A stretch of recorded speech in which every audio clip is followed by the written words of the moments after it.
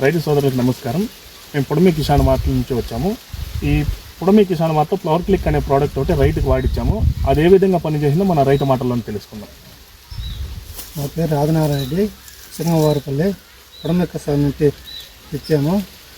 ఈ డబ్బాల్లో ఇవి బాగా పనిచేసినాయి.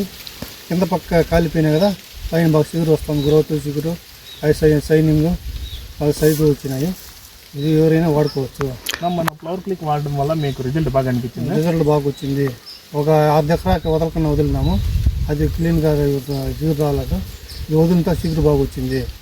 మన చిగురు కానీ ఈ కొట్టినాకైనా ఈ చిగురు వచ్చింది. చిగురు వచ్చింది.